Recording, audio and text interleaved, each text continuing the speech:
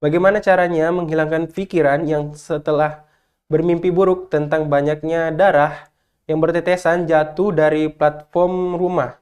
Dan dalam mimpi itu ada teman yang bilang katanya itu darah dari kuntilanak yang tinggal di kuburan. Nauzubillah. Bagaimana Ustaz?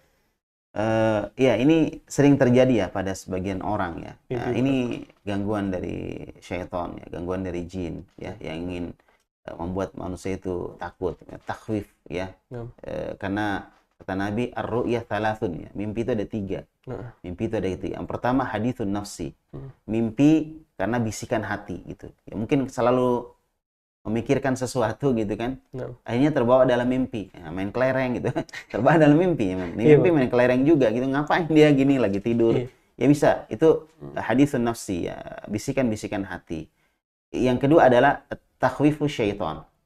Eh, apa namanya, usaha syaitan untuk menakut-nakuti orang.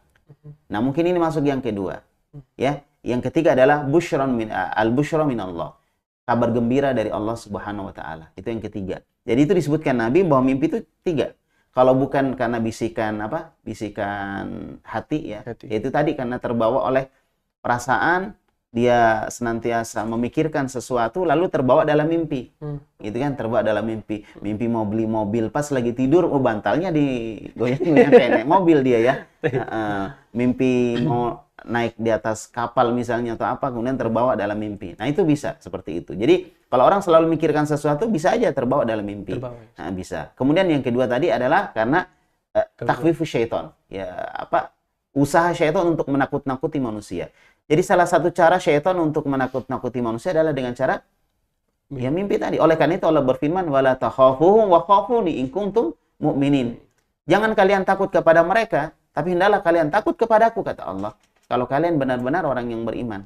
Jadi orang beriman itu takutnya kepada Allah Subhanahu wa taala, bukan kepada syaitan. Maka apapun yang syaitan lakukan jangan takut. Dan yang ketiga tadi adalah al-busyra minallah. Kabar gembira dari Allah Subhanahu wa taala. Ya, ada orang yang mimpi dari apa yang belum terjadi akan terjadi, Allah sudah kabarkan bahwa dia akan seperti ini gitu. Nah, dan salah satu adab dalam mimpi ini yang diajarkan Nabi adalah seorang tidak menceritakan mimpi buruknya kepada orang lain. Tidak menceritakan mimpi buruknya kepada orang lain. Kecuali kalau misalnya hal yang dia sangat butuh untuk ditanyakan, maka dia sampaikan mimpi itu kepada orang yang dipercaya, yang bisa memberikan solusi dari masalahnya.